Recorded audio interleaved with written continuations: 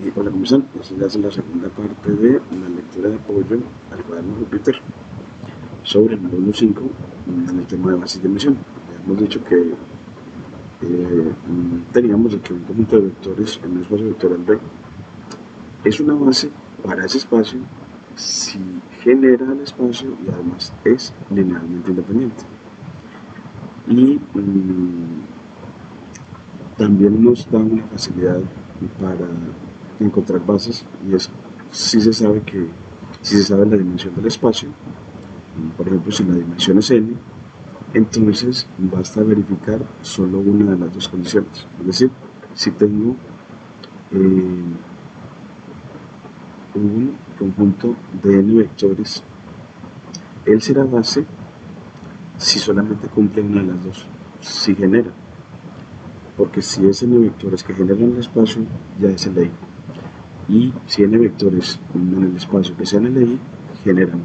Es decir, entonces para hacer base, basta saber el número de vectores que tienes y una de estas dos condiciones, si genera o es LI. Si cumple esas, que el número de vectores es n y genera o es LI, ya tendrás una base. Y ya ese teorema se ve en un espacio vectorial de dimensión n y CDS en un conjunto de n vectores del espacio B. Entonces, si ese es el I, como les decía, entonces será una base para B. Y si ese genera B, entonces también será una base para B. Lo que les decía, entonces, número de vectores, ya si el número de vectores es n y la dimensión es n, es decir, tenemos tantos vectores como la dimensión, entonces solamente para tener una base necesitamos que se cumpla una de estas dos condiciones. Y para determinar entonces si uso el conjunto S de Rn es base de Rn, primero contamos el número de elementos de S. Si tienen elementos, cualquiera de las partes del teorema 5 nos permite determinar si es base. Si no tienen elementos, nunca será base, sea LI, no. De la misma forma se procede en cualquier espacio, subespacio vectorial cuya dimensión sea conocida. Y el teorema 6 es, bueno, pues si ese es un conjunto de ley de vectores en un espacio vectorial B de dimensión finita, entonces existe una base B para B que contiene S. Entonces, si usted tiene un subconjunto S, LI de vectores en un espacio vectorial, lo puede completar hasta obtener una base para todo el espacio. El teorema entonces nos dice que un conjunto LI de vectores en un espacio vectorial B se puede entonces extender o completar hasta obtener una base para B. Y ahora sí, el problema de la base, que es algo de lo más interesante acá. Y este problema puede presentarse en de dos formas.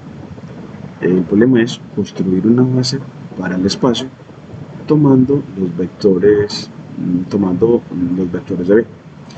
Y si puedes coger un conjunto de vectores que genere a B, puede eliminar los vectores LD si los hay y obtener una base para B. Esa es una manera. Tomas unos vectores de B y de ellos escoge los que generen a todo el espacio y luego lo reduce hasta que quede, si ese conjunto generador es LD, lo reduce hasta obtener una base. O la otra parte del problema es que si tengo un conjunto de S de vectores en B, construir una base para B añadiendo y eliminando algunos vectores de S o ambas cosas. Es que el problema de la base es, dado un conjunto de vectores en un espacio vectorial, completarlo añadiendo o eliminando, añadiéndole o quitándole vectores para obtener una base. Entonces son dos maneras de resolver el problema de la base, el problema de hallar una base para el espacio. Y si S genera B, se procede como en el caso anterior. Si es un generador, elimina los que le sobren y que sigan generando B hasta que le quede un conjunto de ley. Y si no, se aumenta S hasta obtener un generador y luego se procede como en el caso anterior. Y un ejemplo de ello es este conjunto S de dos vectores en R3. Y nos piden que obtengamos una base de R3 que contenga este mismo conjunto. Estos dos vectores claramente no son paralelos, no podemos encontrar un escalar que multiplicado por el primero me dé el segundo. Trata de ver que no. Entonces ellos son no paralelos, luego son LI en R3. Entonces ahora, así ya tiene un S de dos vectores y ya sabe que tiene que tener, necesita un tercero para obtener una base. Porque tenemos que tener tantos vectores en la base como en la dimensión.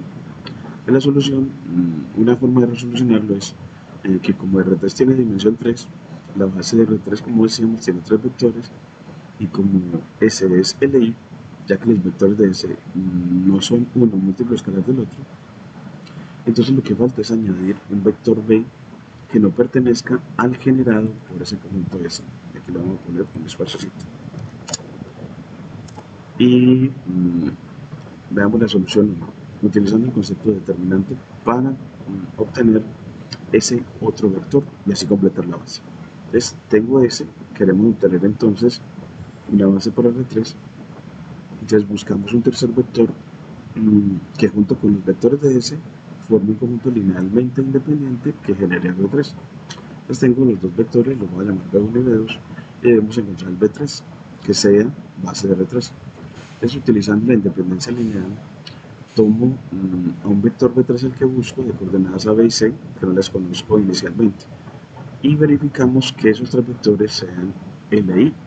Para ello construyo una matriz donde las filas sean estos vectores, los vectores B1, B2 y B3, y calculo el determinante de esa matriz. Y debo calcular ese determinante que me va a quedar en términos de A, B y C, y luego elijo A, B y C de tal manera que ese determinante me dé diferente de 0, porque si el determinante es diferente de 0, pues esos vectores van a ser LI como lo buscamos. Entonces calculamos el determinante, nos queda en términos de B y C, me queda que ese determinante queda B más C, y entonces ese determinante B más C tiene que ser diferente de 0, es decir, el vector que nos falta tiene que tener segunda y tercera componente tales que la suma de ellas dé diferente de 0. Entonces si coges por ejemplo un vector 0, 0, 1, porque las dos últimas componentes al sumarlas no da 0, da 1. Entonces así este tercer vector ya lo tenemos, y entonces nuestra base va a ser el vector B1, el vector B2 y el nuevo, que ya así aseguramos de que no esté en el plano generado por estos dos. Y aquí vamos a graficar esos tres vectores. Entonces le vamos a decir que trace con flechas a esos tres vectores para que veamos que tres vectores en la I R3 no son complementarios. Es algo muy interesante que en este cuaderno no hemos puesto. Entonces aquí vamos a poner el que dame el dibujo con Plotly de los tres vectores como flechas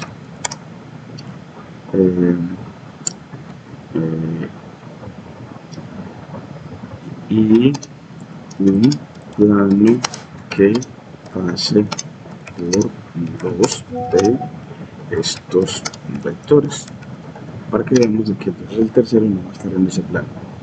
Entonces así le doy S y él nos grafica completo, y para poder hacerlo de manera interactiva vamos a ver una visualización de tres vectores en R3 que sean LI, es decir, no pueden ser coplanares.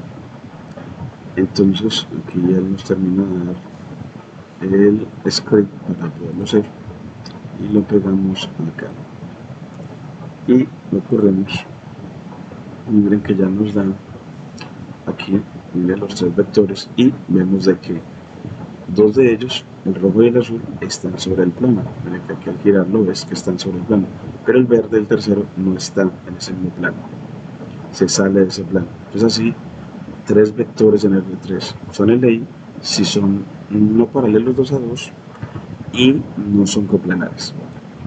No paralelos 2 a 2 y son no coplanares. Y esta gráfica lo guardamos config punto write, y él ya nos completa para que nos guarde este gráfico y lo pongamos en la presentación de este video. Y así ya tenemos entonces una representación gráfica de tres vectores en R3 LI. Y la verificación conceptual es que S tiene entonces dos vectores linealmente independientes y se añade un tercer vector que no pertenece al plano generado por los dos. El nuevo conjunto tiene tres vectores linealmente independientes en R3, es decir, no coplanares. Por tanto, B es una base R3 que contiene el conjunto S. Y ya un segundo método, ya no es con determinante. Ya se utilizando el concepto de producto vectorial y la definición de plano como conjunto de vectores perpendiculares a un mismo vector. Les tengo el conjunto S y queremos obtener una base para R3 que contenga S, determinando primero el plano que genera estos dos vectores y luego tomando un tercer vector normal a dicho plano. Es así, tomo los dos vectores y el plano generado por ellos dos es el conjunto de todas las combinaciones lineales de ellos dos, el conjunto pi de las combinaciones lineales con alfa y beta reales. Entonces, ese es el generado por los dos, que es un plano, que pasa por el origen. Y para determinar el vector normal de ese plano, se hace haciendo el producto vectorial entre los dos generadores. Y así haces el producto vectorial como con el pseudo determinante y hallamos de que Sn es 0, 1, 1. Ve que también cumple que las dos unidades componentes al sumarlas no más 0. Y así tenemos un tercer vector diferente al anterior, pero que también nos sirve para generar una base. Entonces así, la ecuación del plano va a tener ax más by más cz igual 0 con los a, b y c, las componentes del vector n, de manera respectiva. Entonces 0 la componente de la x, 1 la componente de la y y 1 la componente de la z. Miren que entonces la ecuación de ese plano va a ser y más z igual 0. Ese va a ser el plano. Y ya en la base pues va a ser entonces el que tenga los dos generadores B1, B2 y AN. Entonces ya tenemos otra base diferente a la anterior, pero que contiene a S. Entonces le ponemos otra vez bando de F para poner en negrilla los vectores y ya los demás nos los ponemos en negrilla. Así entonces tenemos dos maneras. Entonces la primera manera con determinantes y la segunda utilizando el concepto de producto vectorial. Y ve cómo generar y de que la ecuación de un plano generado por dos vectores pues los coeficientes de la ecuación cartesiana son los componentes del vector normal al plano. Y la base pedida entonces será esta. La interpretación geométrica es que B1 y B2 generan el plano que pasa por el origen, n es perpendicular a ese plano y el plano más su vector normal n genera todo el espacio. Entonces el generador de B1, B2 y n es todo R3. Y ya aquí nos tiene, ya sigues con los ejercicios del módulo y también subimos la evaluación del profesor Marco. Entonces aquí este lo subimos para que quede al término de la clase. Entonces después del ejercicio aquí la evaluación que siempre me evalúe en la clase y también el vínculo que te permite continuar el aprendizaje con el módulo 6. Entonces aquí en este ya tengo el vínculo al módulo 6, ven acá. Eso les lleva al siguiente módulo de este curso de álgebra lineal para formación de ingenieros. Y aquí ya más abajo, después de los referentes, tenemos la adaptación de este módulo a la aplicación para presentar los conceptos de base de dimensión, pero aplicados al Machine Learning y al Deep Learning con Python para ingeniería agropecuaria y administración de empresas. Entonces la lógica pedagógica será partir de un problema real, experimentarlo con datos y utilizar intuición geométrica, la definición formal y la conexión con inteligencia artificial. Entonces, esta ya es la presentación del módulo 5, base y dimensión, que empieza como cómo descubrir la estructura mínima de los datos. Entonces, como la excusa es descubrir la estructura mínima de los datos. Entonces el problema motivador está con datos agrícolas y tengo entonces un sistema de monitoreo agrícola que registra radiación solar, temperatura y evapotranspiración. Aquí estoy preparando evapotranspiración así.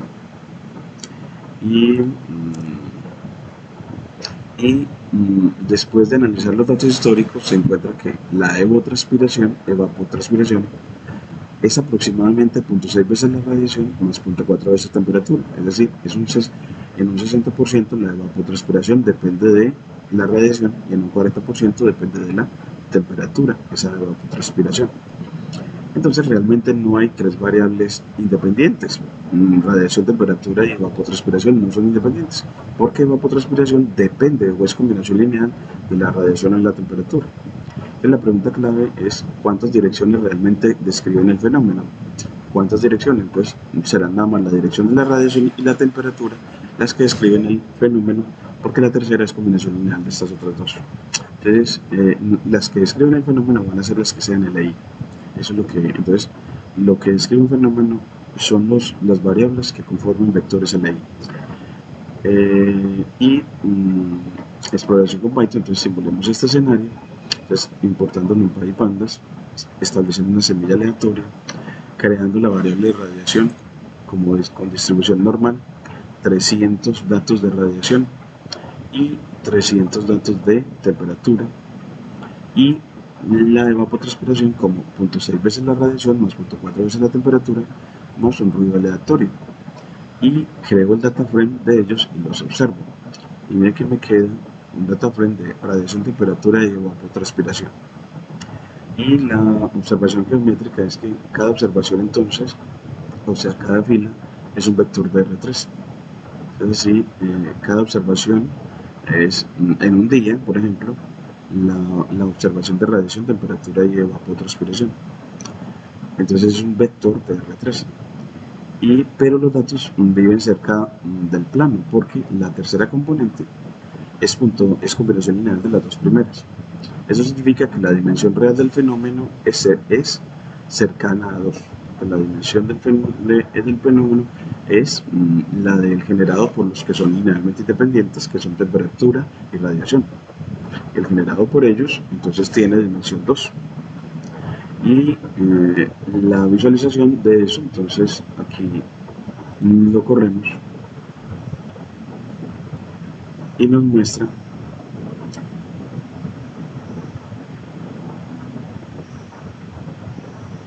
que todos esos datos, aquí está el gráfico en el retraso de todos esos datos, entonces miren que todos los datos vienen en un plano en el espacio, mostrando de que entonces ellos en realidad son los 3 LD, es decir, sobra un vector para describir todo el fenómeno.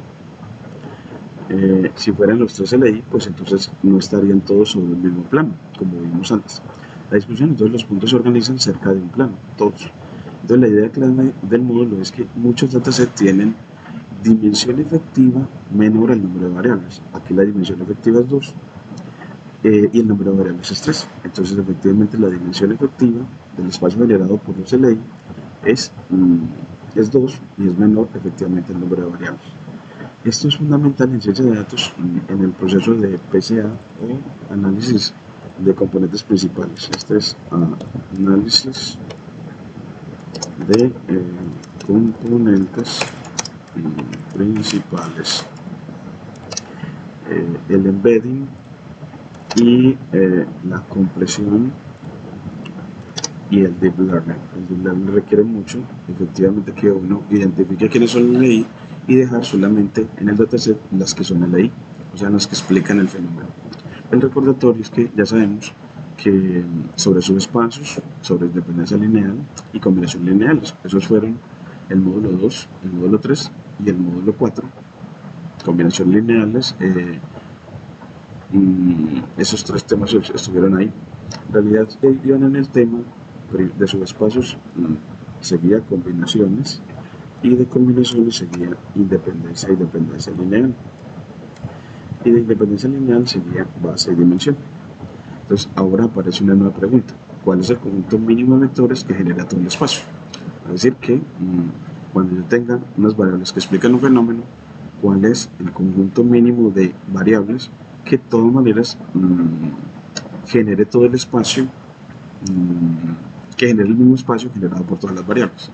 Entonces, aquí otra vez define la base como un conjunto de vectores que genera el espacio, generado por ellos es B, y que sean LI. La interpretación intuitiva desde este enfoque es que una base es un sistema de coordenadas más eficiente. Por ejemplo, en R2, un sistema de coordenadas es la base clásica 1, 0, 0, 1, pero también es base 1, 1, 1, 1, 1, 1, 1, porque son dos vectores también no paralelos, y no paralelos en R2 también es LI, como en R3. Entonces este también es LI, y como tengo dos en R2 LI, entonces también es base. Esta también es una base como esta. Y un experimento en Python es que tomo esos dos vectores, V1 y V2, y los convierto con la función array en vectores de NumPy o en array. O sea, eso va a tener la misma estructura y se comporta como vector cuando los creas así con la función array aplicado sobre la lista cuyas componentes sean las componentes de esos dos vectores. Luego pones esos dos vectores en una columna con la función columnStack, que aglomera los dos vectores si los das como una tupla. Y columnStack es otro método de NumPy, otra función de NumPy para aglomerar vectores en columnas para construir una matriz. Y ya aquí en esta calculas el rango de esa matriz. Pues aquí te voy a mostrar que primero pues creas los vectores y aquí los vamos a ver, B1, B2, y cuando corremos esto nos muestra los dos vectores como raíz de NumPy en una tupla. Luego aquí, ¿cómo está? Bienvenido. Y aquí vemos la matriz cuyas columnas son esos vectores, y aquí el rango de dicha matriz. Si nos da 2, está confirmando que hay dos vectores LI, o que ellos dos, los vectores columnas, son LI. Entonces, por lo tanto, entonces ellos ponen una base para R2, porque si tengo dos LI en R2, tengo una base. Y la interpretación geométrica es que dos vectores independientes en R2 generan todo el plano, y tres vectores independientes en R3 generan todo el espacio. Y el concepto de dimensión es que, como otra vez lo recordamos, la dimensión de un espacio vectorial es el número de vectores de cualquiera de sus bases. Ejemplo, la dimensión de R2 es 2 y la dimensión de R3 es 3. Y la interpretación en ciencia de datos, la dimensión significa cuántas variables independientes existen realmente en el dataset. Y el experimento computacional, calculamos el rango del dataset. Entonces aquí va a coger del data frame anterior, con punto value va a convertir el data frame en un array de NumPy. Aquí te voy a mostrar los dos. El DF lo teníamos así. Esos eran los datos de radiación, temperatura y evapotranspiración. Ese es como data frame. Y los data frame tienen nombres para las columnas. Y cuando le aplicas el atributo values, ese data frame se convierte en un array de NumPy. Entonces mire que ya las nuevas columnas no van a tener nombre ni va a haber indexación, pero ya es un array de NumPy que lo procesa muy bien para que con la NP, la función de NumPy, ya que va en el módulo lineal o de álgebra lineal, esa función matrix run me calcula el rango de esa matriz y nos muestra que el rango de esa matriz es 3, diciendo que hay tres vectores linealmente independientes ahí. La independencia también se da porque los datos fueron creados con ruido aleatorio, y eso hace que a pesar de que creamos la variable evapotranspiración como como combinación lineal de ellos, el ruido hizo que ya se perdiera esa dependencia lineal. Por eso nos aparece el rango 3 en este dato. Aquí nos dice que probablemente obtendríamos un 2, pero obtenemos un 3 por lo que les digo, por el ruido aleatorio. Es decir, si usted le quita al crear esos datos el ruido aleatorio, ahí sí el rango le queda 2. Entonces veremos que cuando los creamos, subimos el grafo para que cuando los creemos le quitemos aquí al crearlos, al quitarle los ruidos aleatorios aquí a este ruido aleatorio, entonces aquí lo podemos cambiar, vamos a ponerle como, si lo quito, control X y le pongo 0, es decir, no le aumento nada, y aquí me lo corrige para que lo ponga como, bueno, así está bien, en 0 está bien. Entonces al crearlos, mire que ya nos genera el mismo data frame, y en la visualización siguen quedando, miren como en la visualización ya se ven todavía más alrededor de un plano. Miren que ya se ven más aglomerados aquí sobre un plano, aquí. Si calculamos el rango, aquí vamos para en este data frame, aquí ya vemos otra vez el data frame, y aquí el ND array, y calculamos el rango, ya nos da exactamente 2. Es decir, el ruedo aleatorio generó independencia entre los atributos. Por eso entonces ya después, no estimaremos efectivamente si son estrictamente LI, sino casi LI, a través del concepto de correlación lineal.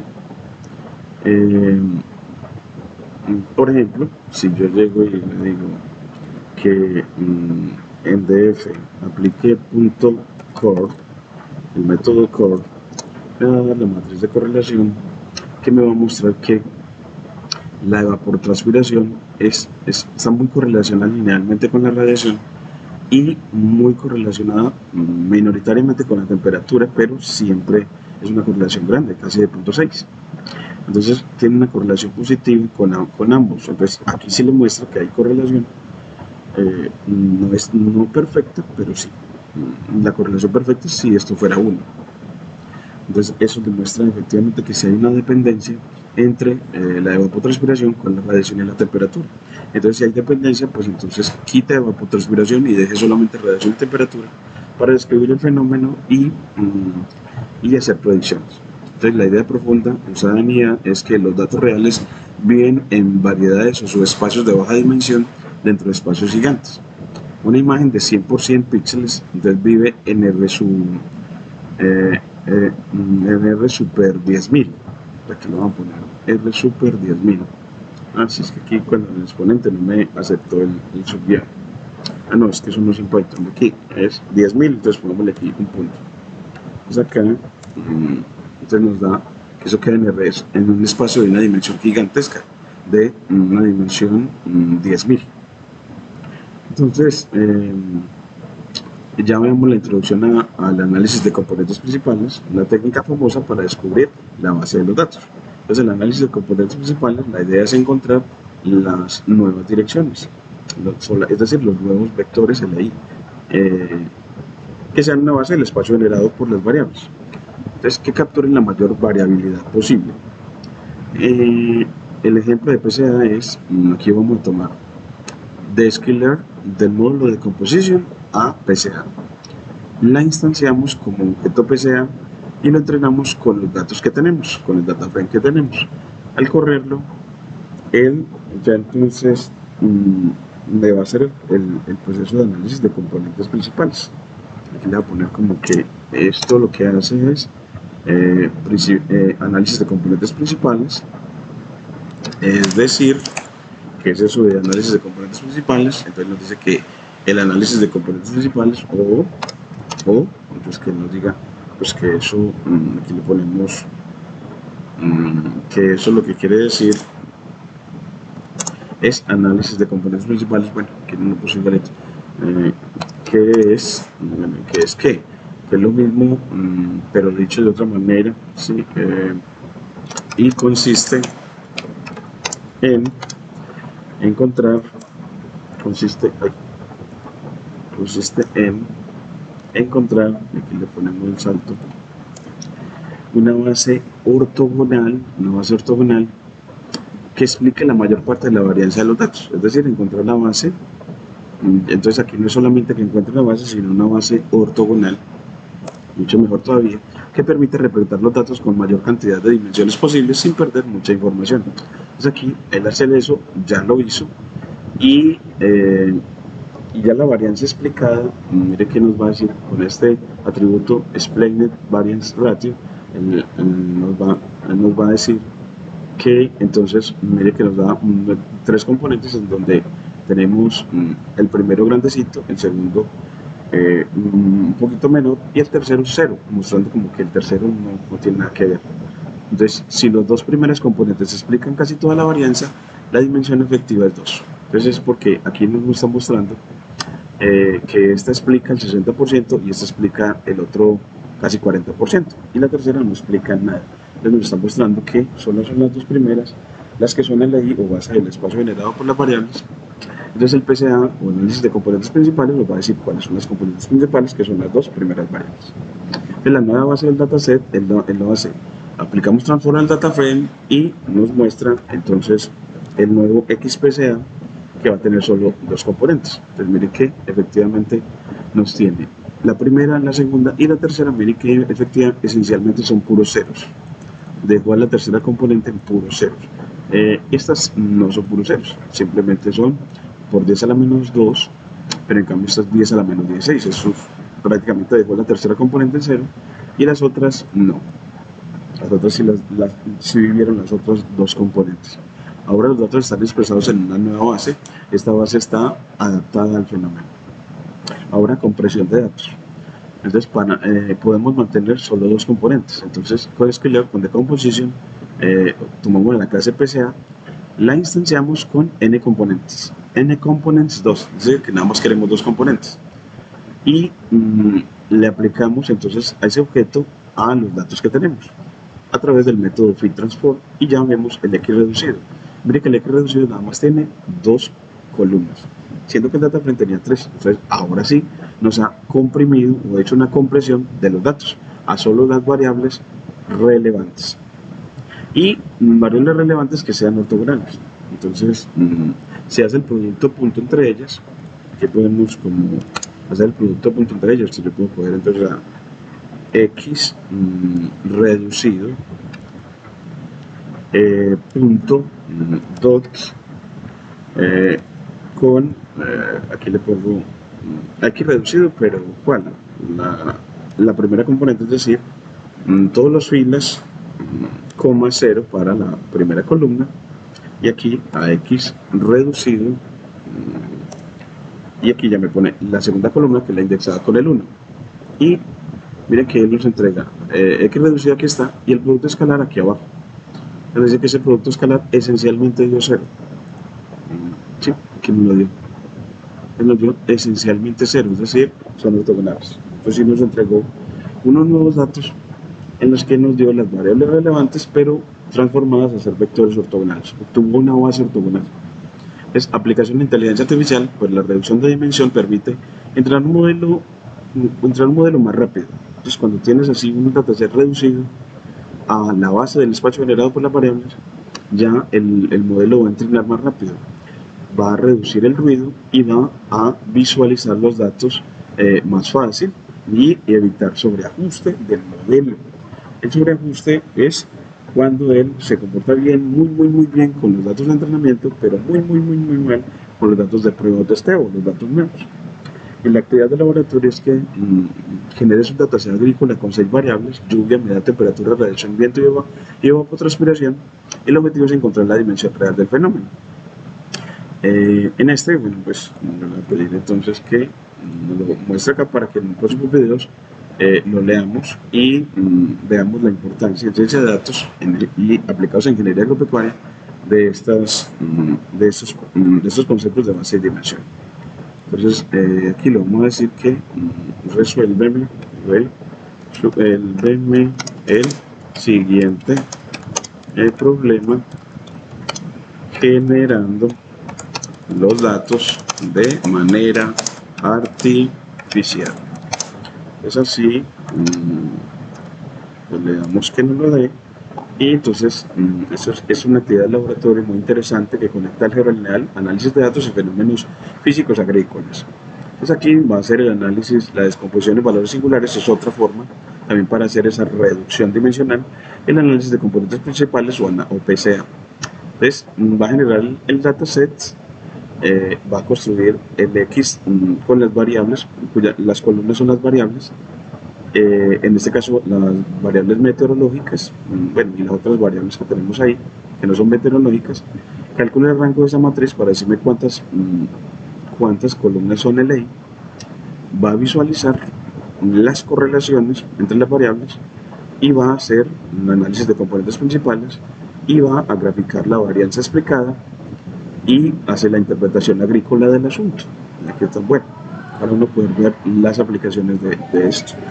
Aquí la dejamos para una próxima lectura, y el ejercicio conceptual es determinar si los vectores forman una base de R3. Es estos tres, mostrar que son LI y generan R3. Entonces eso es un ejemplo que te busco, que va de acuerdo a todo lo que hemos hecho ahora. Y el ejercicio computacional es simular un dataset en un plano dentro de R5 y descubrir su dimensión usando PCA. Y la idea central del módulo es que la base es un sistema mínimo de información. La base es un sistema mínimo de información y la dimensión es el número de grados de libertad del fenómeno. Y en ciencia de datos, aprender datos significa describir la base oculta de los datos. Descubrir, perdón, la base oculta de los datos. Encontrar eso es aprender en realidad. Encontrar la base oculta de los datos. Y la conexión con los siguientes módulos es que los siguientes temas del curso usarán las ideas del módulo 6, que es cambio de base. Ya seguimos con cambio de base. Transformaciones lineales, materias de transformación, proyecciones, mínimos cuadrados, todo eso con base en matemática para Machine Learning, visión por computador y sistemas productivos agrícolas. Les agradezco mucho.